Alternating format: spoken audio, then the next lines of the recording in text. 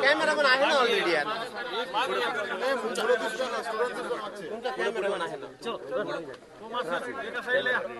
Sir, आतापर्यंत किती शाळांना तुम्ही व्हिजिट दिलेली आहे, काय सांगा? लातूर मधली माझी दुसरी शाळा आहे आणि आता लातूर मधली माझी ही दुसरी शाळा आहे आणि पहिल्या शाळा जी होती तिच्यापेक्षा काही हिची काही वेगळी अवस्था नाही आहे, त्यापेक्षाही वाईट आहे मी असं म्हणेल. इथे जे बाथरूम आहे ते अतिशय घाण अवस्थेत आहे. आज एवढी सगळी मीडिया येणार आहे त्यामुळे इथलच्या अधिकाऱ्यांनी ती बाथरूम जे ते नुसतं साफ करून ठेवलं, पण त्यांना वाटलं की साफ केलं तर कमीत कमी फोटो तरी चांगले येतील, पण त्या बाथरूममध्ये नळच नाही आहे, तर करायचं काय? आणि दुसरं जर पाहिलं शाळा क्लासरूमची जी अवस्था आहे, क्लासरूमची अवस्था अतिशय खराब आहे. मुलं जमिनीवर बसत आहेत.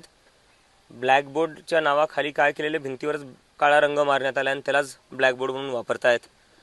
आणि बाथरूमची अवस्था नाही ना, प्यायची अवस्था नाही. मला सांगण्यात आलं गावकऱ्यांकडून की 10 वर्षापासून अशीच अवस्था आहे, काहीच बदलण्यात नाही आले. काही गावकरी तर म्हणले आम्ही जेव्हा शिकत होतो तेव्हाही हाच टेबल होता म्हणे, आणि आता माझी मुलगी इथं शिकते तेव्हाही तोच टेबल आहे.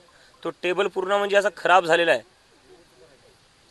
तर म्हणजे हा पैसा चालला कुठे? जो निधी येतोय सरकारी शाळांसाठी, दरवर्षी निधी येत असतो ना, हा पैसा चालला कुठे? कारण की हा तर या मुलांवर खर्च नाही होते, तर हा सगळा निधी चालला कुठे? कुठे ना कुठे शिक्षण अधिकाऱ्यांनी आता लक्ष द्यावे. जर लक्ष नाही दिलं तर गावकरी संतापले आहे, कारण की त्यांच्या मुलांच्या भविष्याचा प्रश्न आहे. शिक्षण अधिकाऱ्यांची जरी मुलं प्रायव्हेट स्कूलमध्ये शिकत असतील, हे गावकऱ्यांची मुलं इथं शिकतायत. आणि जनावरांना ज्या अवस्थेत ठेवत नसतात लोक, त्यापेक्षाही वाईट अवस्थेत हे गावकऱ्यांची मुलं शिकतायत. कधीपर्यंत असं चालणार आहे? आपल्या देशाला स्वातंत्र्य मिळून 80 वर्ष झाले. 80 वर्षानंतरही जर आपण आपल्या मुलींना शाळेत पाण्याच्या सुविधा नाही देऊ शकत, चांगले बाथरूम नाही देऊ शकत, बसायला बेंच नाही देऊ शकत, साधा ब्लॅकबोर्डसुद्धा नाही देऊ शकत, तर काय केलं आहे आपण 80 वर्षात? हे इतके जे आमदार आहेत, खासदार आहेत, मंत्री आहेत, काय केलं आहे यांनी? कोणता विकास केला आहे? काय नुसतं त्यांना हेलिकॉप्टरमध्ये फिरून द्यायला निवडून आणलं होतं का? हे लहान लेकरे यांचे आई वडील असतात जे दिवसभर रांगेत उभा राहून मतं देतात यांना. काय केलं यांच्या लहान लेकरांसाठी? सांगावं, कोणत्या मंत्र्यांनी सांगावं, आमदारांनी सांगावं, खासदारांनी सांगावं, काय केले? मतं मागायला येतात तुम्ही. ह्या शाळेची अवस्था कोणी येऊन पाहिली का आजपर्यंत? आले का कोणी या शाळेत? कोणता आमदार आलाय, कोणता खासदार आलाय? मग येता कशाला आहे तुम्ही? फक्त मतं मागायला येसाल तुम्ही. हे मुलं कोणत्या अवस्थेत शिकतायत हे बघायला कोण येणार आहे आणि कोणाची जबाबदारी आहे? यांना कशासाठी निवडून दिलेले आपण? यांना काय फक्त हेलिकॉप्टरमध्ये फिरायला निवडून दिलेले का? सरकारी शाळा सुधारण्यात आल्या पाहिजे. हे मुलं देशाचं भविष्य आहे आणि सध्या हे भविष्य अंधकारात दिसतंय आम्हाला. लातूर जिल्ह्यातल्या जवळपास 70 शाळांना 4-5 वर्षापूर्वी पाडण्यात आली जिल्हा दुरावस्था वर्गखोल्या काही, त्या अद्याप त्याच्यावर कारवाई झालेली नाही आणि त्या धोकादायक इमारतीमध्ये विद्यार्थी शिक्षण घेत आहेत. मी आजच जाऊन आलो तिथे. त्यापैकी एक शाळा ती. 5 वर्षापासून निवेदन दिलं होतं ती शाळा पाडण्यात यावी, ऑर्डरही आला होता म्हणे.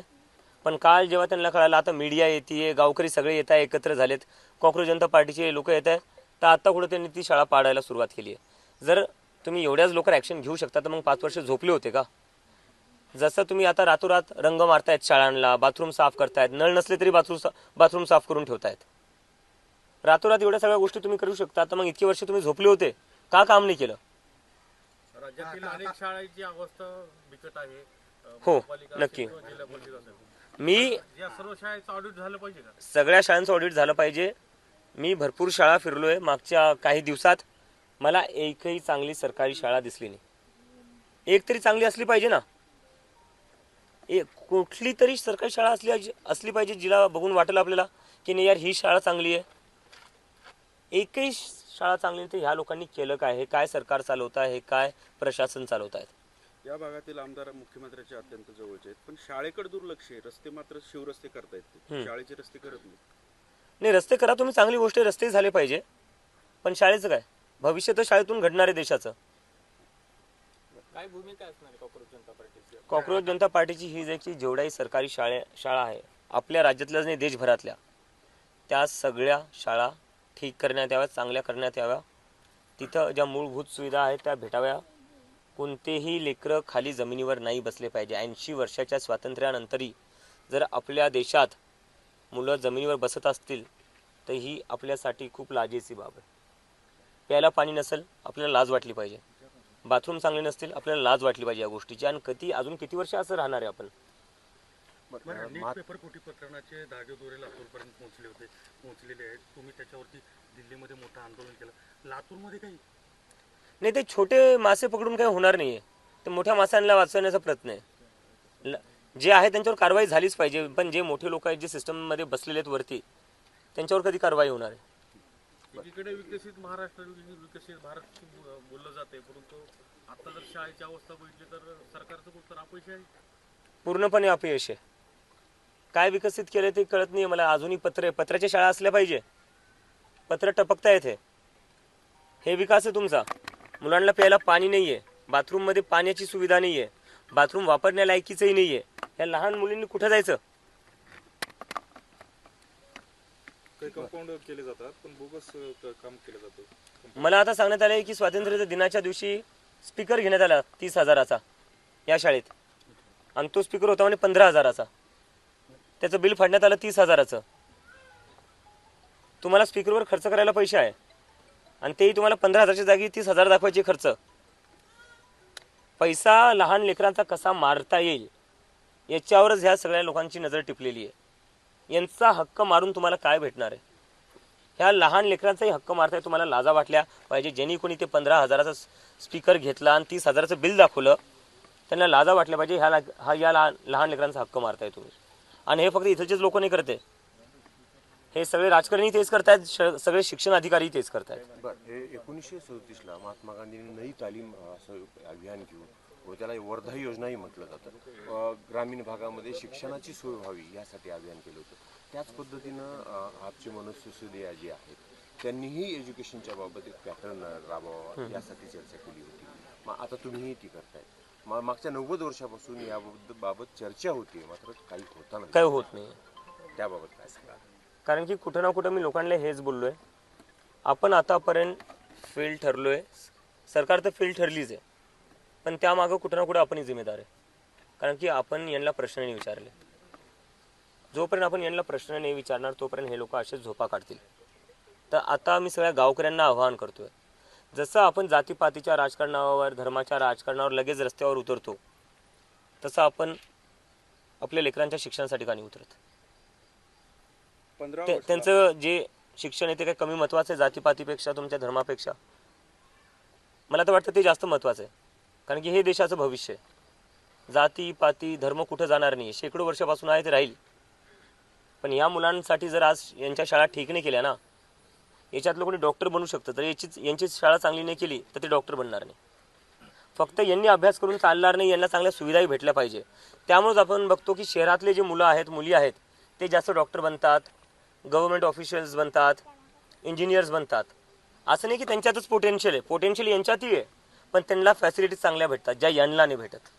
15 ऑगस्टला जवळपास 1,500 पेक्षा अधिक विद्यार्थ्यांना गणवेश आणि शूज दिलं, त्यामुळे त्यांना दुसऱ्या ड्रेसवरती 15 ऑगस्ट स्वातंत्र्य दिन साजरा करावा लागेल लातूर जिल्ह्यात. मला वाटतं याच्यावर तर केस फाईल केला पाहिजे आणि विचारपूस केली पाहिजे की मग त्याचा पैसा गेला कुठं. जर गणवेश आणि शूज नाही दिला तर मग त्याचा पैसा गेला कुठं? कोणी खाल्ला तो पैसा? तुम्ही मुलांची, लहान लहान मुलांची, तुम्ही 10-10, 12-12 वर्षाच्या मुलांचा हक्क मारून पैसे खातायत तुम्ही.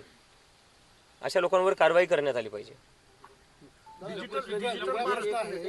पाकिस्तानचा एक अतिरेकी आहे शहजाद भट्टी म्हणून, त्याच्या सोशल मीडियावर एक पोस्ट करून की CJPचं आंदोलन आमचा पाठिंबा आहे आणि CJPचे काही कार्यकर्ते हे भारतात पकडले गेलेले आहेत, ते माझे कार्यकर्ते असं तो बोललेला आहे. कसं बघता हे पाकिस्तानच्या अतिरेक्याच्या ह्या वक्तव्याला? मला नाही माहिती हे काय चालू आहे. मी इथे शाळा बघण्यासाठी आलो, या मुलांच्या भविष्यासाठी आलेलो आहे. मला त्याच्यावर प्रश्न विचारा. हे जे काही असेल तुमचं पाकिस्तान जे काही करायचं ते तिकडे ठेवा. मला माझ्या देशाचं पडलेलं आहे, मला माझ्या देशाचे जे मुलं सरकारी शाळेत आहेत त्यांचं पडलेलं आहे. जिल्हा परिषदेच्या अनेक शाळेमध्ये शिक्षकांची रिक्त जागा खुली आहे, परंतु भरली गेलेली नाही, त्यामुळे अनेक ठिकाणी शिक्षक नाहीत. हो, मी बऱ्याचशा शाळेत पाहिले की एकाच क्लासमध्ये 2 वर्ग बसून येतात, 2 वर्गाचे स्टुडंट्स बसून येतात. आणि फक्त शिक्षकांची कमी आहे असंच नाही, जे आहे शिक्षक त्यांच्यावरही ताण खूप आहे. त्यांना शिकवायचं सोडून त्यांच्या मागं 12 भानगडी लावण्यात येतात. इलेक्शनच्या ड्युटी, SIRच्या ड्युटी. काही प्रिन्सिपल सांगतात की मला आता माझ्या शाळेत हजर राहायचं आहे, पण मी 2 महिन्यापासून शाळेत हजर नाही राहू शकत आहे, कारण की मला SIRच्या ड्युटीवर लावून ठेवलेलं आहे. तर शिक्षकांचं काम फक्त शिकवणं आहे, मुलांचं काम शिकणं आहे, त्यांना त्याच गोष्टीवर राहू द्या. तुम्हाला जर SIR करायचं, इलेक्शनच्या ड्युटी करायची, तर तुम्ही बाकी लोकांना का नाही हायर करत? त्याच्याने रोजगारी निर्माण होईल. देशात जेवढी बेरोजगारी वाढलेली आहे, तर नवीन लोकांना हायर करा ना. ह्या शिक्षकांचा ताण अजून कशाला वाढवत आहे?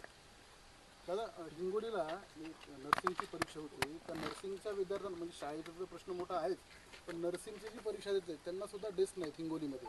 न्यूज 18 मराठीनं बातमी दाखवल्यानंतर आता कलेक्टरने काही बेंचेस उपलब्ध करून दिले आहेत, तर महाविद्यालयीन विद्यार्थ्यांच्या सुद्धा मोठ्या अडचणी. बरोबर. नाही, आम्ही आता एक करून त्याच्यावर येणार आहे, आम्ही सगळ्यांवर येणार आहे. आणि एक राज्यस्तरीय एक धोरण असणार आहे की जे काही सरकारी कॉलेज असो, सरकारी शाळा असो, तिथं सगळ्या फॅसिलिटीज असल्या पाहिजे. कारण की पैसा भरपूर आहे सरकारकडे, सरकार पैसा काढत नाही. सरकार आता पैसा का नाही काढत आहे?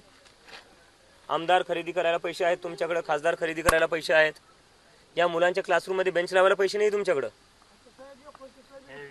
डिजिटल इंडियाच्या नावाखाली प्रत्येक शाळेला कॅम्प्युटर देण्यात आलेले आहे, पण तिथं मीटरच नाहीत, नुसते कॅम्प्युटर बंद पडून दूर केलेले. मला तर इथं कॅम्प्युटरही दिसले नाही. बऱ्याच ठिकाणी आहेत पण त्याचा कनेक्शन नाही, विजेचं कनेक्शन नाही, ते आणून ठेवतात, त्याच्याने होणार काय?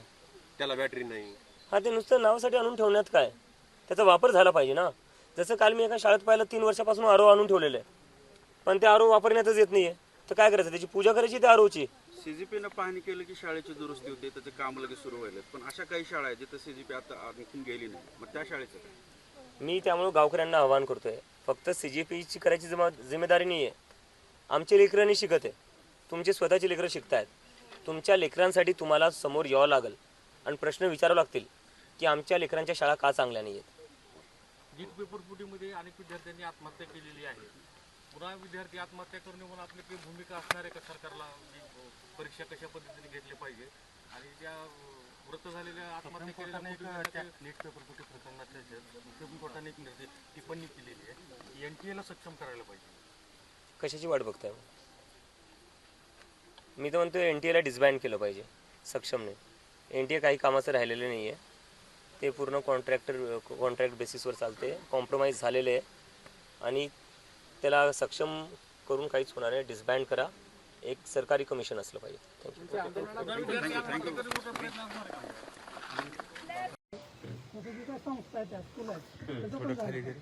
त्याचंही झालं पाहिजे, बरोबर आहे. संस्थांनाही सरकारकडूनच पैसा भेटतो ना, त्यांचंही झालं पाहिजे. पण मी परत म्हणतोय, आज एक अजिंक्य शिंदे आला म्हणून हे झालं किंवा होईल असं नाही झालं पाहिजे. अजिंक्यची मुलं इथे नाही शिकत आहे, माझं तर लग्नच नाही झालंय, तर आमचं कोणाची इथं मुलं शिकत नाही, तुमची मुलं शिकतायत. तुम्ही का वाट बघताय दुसरं कोणी येऊन आपल्या मुलांसाठी लढल? जर तुम्हालाच तुमच्या मुलांची काळजी नाही, जर तुम्हालाच फरक नाही पडत आहे तुमचे मुलं कशा अवस्थेत शिकतायत, तर दुसऱ्याला का पडली पाहिजे? वाईट वाटत असेल तुम्हाला, पण सांगा, जर तुम्हालाच काळजी नसेल तुमच्या गावची शाळा कशी आहे, तो कोणी बाहेरून का आलं पाहिजे? सगळ्यात पहिले आवाज तुम्ही उठवला पाहिजे, आणि तुम्ही आवाज उठवसाल तर तुमच्यासोबत अजिंक्यही बसेल, मीही बसेल. पण तुम्हाला पुढाकार घ्यावा लागेल, कारण की प्रश्न तुमच्या मुलांच्या भविष्याचा आहे. तर येतील ना सगळे एकत्र आता? आणि हे जातीपातीचं राजकारण, धर्माचं राजकारण ज्यांना करायचं त्यांना करू द्या. त्याच्यामुळे तुमचा काय फायदा नाही होतो. तुमचा काय फायदा झालाय का? त्यांच्या सीटा वाढतात, त्यांचे मतं वाढत असतील, तुमचं काय वाढतंय? तुमची पगार वाढते का त्याच्याने? तुमच्या मुलांचा शिक्षणाचा दर्जा वाढतोय का त्याच्याने? मग कधीपर्यंत त्याच्यात जाणार आहे आपण, त्या भानगडीत पडणार आहे? आपल्याला कुठं ना कुठं भविष्याचा विचार करायचा आहे. हे जे मुलं आज खाली बसलेत ना जमिनीवर, ते भविष्य. जर त्यांना आज आपण चांगल्या सुविधा नाही दिल्या तर हे जे आपल्या देशाचं भविष्य आहे ना, ते पाण्यात जाईल. ते नाही होऊ द्यायचं आपल्याला. आज जसे तुम्ही इथं सगळं उभं आहे ना, 20 वर्षानंतर तेही उभं असतील, जर आज आपण यांच्यासाठी काही नाही केलं तर या मुलांसाठी सगळ्या गावकऱ्यांना एकत्र यायचंय. तुम्ही कुठल्याही पक्षाचे असू द्या, तुम्ही कुठल्याही पक्षाला वोट देताय, मला फरक नाही पडत. शिक्षण तर सगळ्यांच्याच मुलांना लागतं ना. का मी या पक्षाचा आहे, या पक्षाच्या मुलांना शिक्षणाची गरज नाहीये, मी त्या पक्षाचा आहे, त्या पक्षाच्या मुलांना शिक्षणाची गरज नाही. शिक्षण तर सगळ्यांच्याच मुलांना लागतं ना. तर मग त्यांच्यासाठी आपल्याला एकत्र यायचंय. तर जे राजकारण असेल, जातीपाती असतील, धर्म असतील, ते सगळं बाजूला ठेवा. मुलांकडे बघा, कोणत्या अवस्थेत ते शिकताय ते बघा, त्यांच्या भविष्यासाठी एकत्र या. आता BDOला मी बोललोय, 15 दिवसात शाळेचं काम सुरू झालं पाहिजे आणि इम्प्रूव्हमेंट दिसली पाहिजे. आता इथून पुढे तुमची जिम्मेदारी आहे. 15 दिवसात जर काम सुरू नाही झालं, तुम्हाला जर काही प्रगती दिसत नसेल, तर आम्ही जसं जंतर मंतरला बसलो होतो तसं तुम्ही बसा. कंपाऊंड वॉल आणि बाथरूमचा निधी आलेला आहे 5.5 आणि 3.5. ग्रामसेवकाला विचारलं काम का चालू आहे, ते म्हणतात लेबर भेटून. का लेबर का नाही भेटेल? लेबर म्हणण्याची गावात मला नाही वाटत की लेबरची कमी असेल. हा? कोण म्हणलं होतं हे तुम्हाला? आहेत ना ते कोण?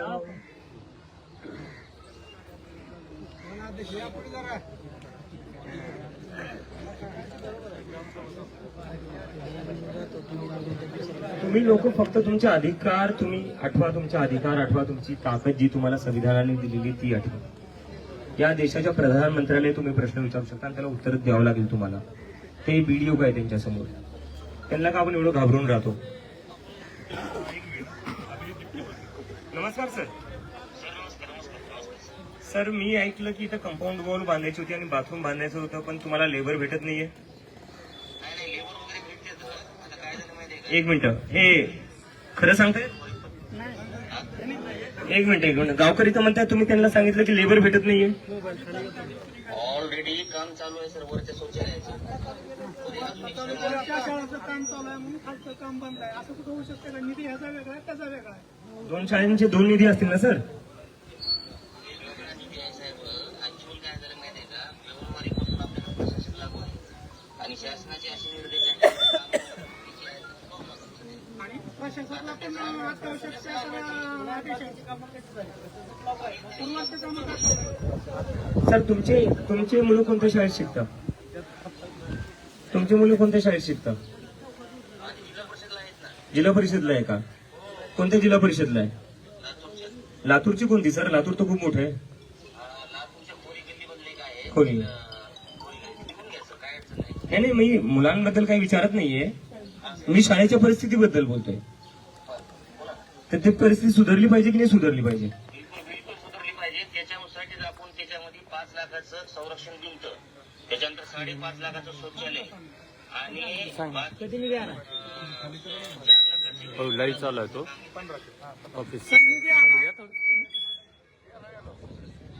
सर मी प्रभाकर डॉन बोलतोय. त्या दिवशी ऑडिट झालं, निधीविषयी चर्चा झाली. मग एकाच गुत्तेदाराला काम देऊन मुलाची गैरसोय अडवणूक करण्यापेक्षा जर तिथं तुम्ही वरचं काम एकाला खालचं काम एकाला दिलं तर ते यांची पण सुविधा होईल, त्यांची पण सुविधा होईल. त्याच्यामुळेच आपण चालू केले ना. मग आता ते खालचं काय करायचं आपल्याला? मग कधी ऑडिट झाल्यानंतर तुम्ही करताय सर, हे बरोबर नाही. मला निधी उपलब्ध झाला तेव्हाच करायला पाहिजे. बांधकाम चालू आहे ना सध्या. हा त्याच्यासाठी शौचालयाचं बांधकाम चालू आहे. तिथं म्हणले ते स्मशानभूमीचे आहे, तुम्ही म्हणताय ते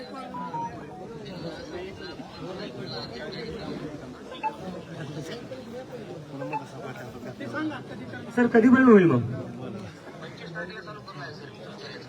25 तारखेला काय करायचं? थांबायचं 25 पर्यंत?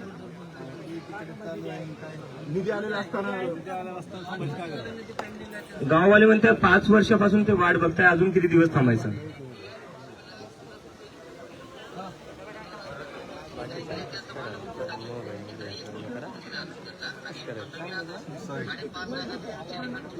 तर लहान लेकर ते कसे भांडण फोडणार? दाखवा. विद्यार्थ्यांवर तुम्ही का आरोप लावताय? छोटे लहान लेकर आहे सर, ते 1ली 2रीचे लेकर आहे सर, ते कशाला भांडण फोडतील? सीसीटीव्ही लावलेत का तुम्ही इथे? मग सीसीटीव्ही काढून विद्यार्थ्यांवर असे आरोप लावू नका तुम्ही. हा,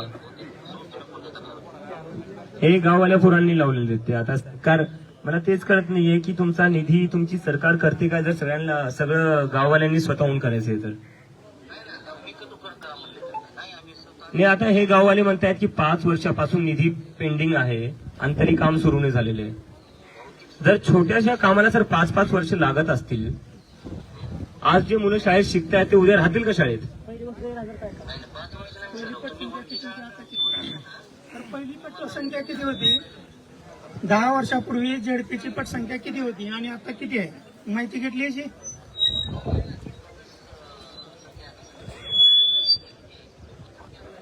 वरची नाही, मी खालचं गावातील झेडपीचं विचारतो. हो सर, तुम्ही सुविधा दिल्या, सगळं हे केलं, तर पालक मुलांना ठेवतील झेडपीमध्ये. इथं जर मुलांना संडास बाथरूम नाही किंवा पाण्याचं पिण्याचं पाणी नाही किंवा बसायला बेंच नाही तर काय पालक ठेवतील? आज प्रत्येक जण इंग्लिश स्कूलमध्ये मुलाला घालू शकतो, तर काही जण झेडपीचं जे आपलं मराठी मूळ पाय आहे तो कायम राहावा म्हणून झेडपीला ठेवतात.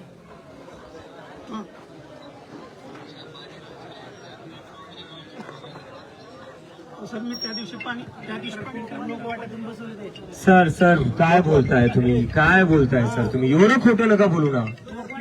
इथं आहे मी, इथं पाणी नाहीये, एवढं खोटं नका बोलू तुम्ही.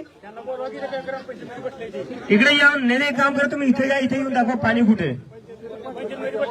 लोकांनी बसवलेलं ते लोकांनी बसवलेले, सरकारने दिलेलं कुठे? हॅलो हॅलो हॅलो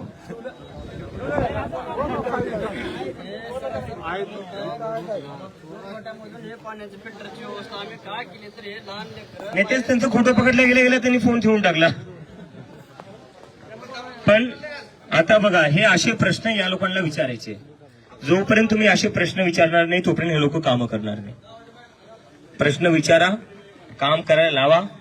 काम होत नसेल तर आंदोलनाला बसा. प्रश्न विचारणं ही तुमचा संवैधानिक अधिकार आहे, त्यांना काम करायला लावणंही तुमचा संवैधानिक अधिकार आहे, आणि काम नाही झालं तर आंदोलनाला बसणंही तुमचा संवैधानिक अधिकार आहे. आणि मुलांच्या भविष्यासाठी, त्यांच्या शिक्षणासाठी आपल्याला करावं लागेल. तर करसाल ना? पुढचे 15 दिवस जो कोणी बीडीओ असेल, शिक्षण अधिकारी असेल, मागं लागा त्यांच्या, की आमच्या शाळा नीट करा. एक मिनिट मागं लागा त्यांच्या. पगारी कशाची घेत आहेत ते? कशाच्या पगारी घेत आहेत? ज्या सरकारी शाळांच्या त्या पगारी घेत आहेत आणि त्या पगारीतून स्वतःच्या मुलं तर टाकतायत मोठ्या मोठ्या प्रायव्हेट स्कूलमध्ये. पण या मुलांचं काय, तर तुमच्या मुलांसाठी आता पुढचे 15 दिवस यांच्या मागं लागा तुम्ही. यांना आराम नका करू देऊ. 5 वर्ष, हे आता 5 वर्षापासून काम नाही करते ना, जेवढं मी ऐकलंय. यांनी जितके वर्ष आराम केले ना, पुढचे 15 दिवस यांना तेवढं जास्त काम करायला लावा. 15 दिवसात ही शाळा बदलू शकते, हे लोक करू शकतात. जर तुम्ही मागे लागले ना तर होईल. आणि आता लगेच लागा, थंड नका पडू देऊ वातावरण. आता या लोकांना भीती आहे की आता लोक प्रश्न विचारतात, आता काम नाही केलं तर त्यांची नोकरी धोक्यात असेल. ती भीती असली पाहिजे. ती भीती जेव्हा असेल तेव्हाच हे लोक कामं करतील. तर पुढचे 15 दिवस यांच्या मागे लागा. ठीक आहे? आता लागसाल ना बघा आता यांच्या मागं. आणि ही शाळा बदलूनच राहायची आणि तुम्हीच बदलू शकता. तुम्ही जर ठरवलं तर तुम्ही या सगळ्या शिक्षण अधिकाऱ्यांच्या मागे लागून ही शाळा बदलून घेऊ शकता. आणि बाकी काही लागलं तर अजिंक्य आहेच. आणि अजिंक्य जे म्हणल ते मी करायला तयार. अजिंक्य जर मला म्हणला की लातूरचे लोक आंदोलनाला बसणारे ये, तर मी स्वतः येईल. पण त्यासाठी आधी पुढाकार तुम्हाला घ्यावा लागेल. पुढाकार आधी तुम्हाला घ्यावा लागेल. ठीक आहे? चालेल. धन्यवाद. तुमचा धर्म कुठेच जाणार नाही. धर्म आहे, राहणार, आधीही राहिलेला आहे. पण जे तुमचे मुलं आहे ना, त्यांचं भविष्य हातातून निघून जाऊ शकतं जर तुम्ही आवाज नाही उठवला तर. तुम्हाला त्याच्यासाठी आता एकत्र यावं लागेल. जसे प्रत्येक गावात वादविवाद असतात, तुमच्या गावातही असतील.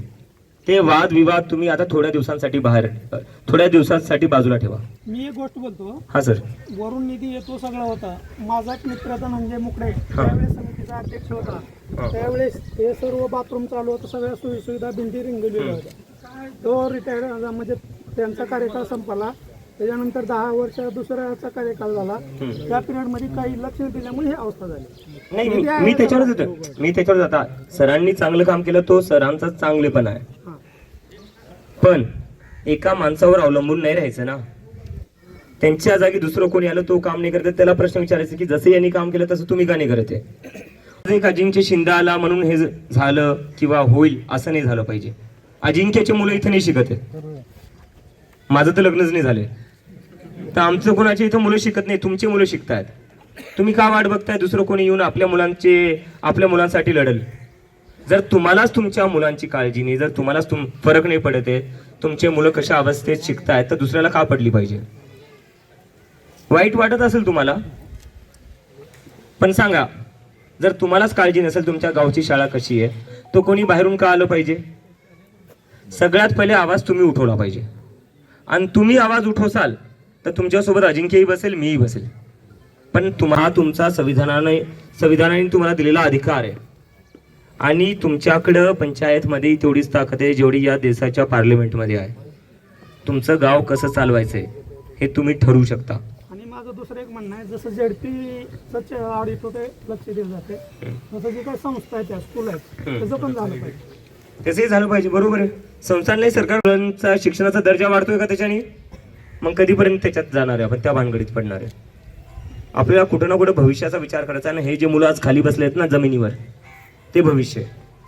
जर त्यांना आज आपण चांगल्या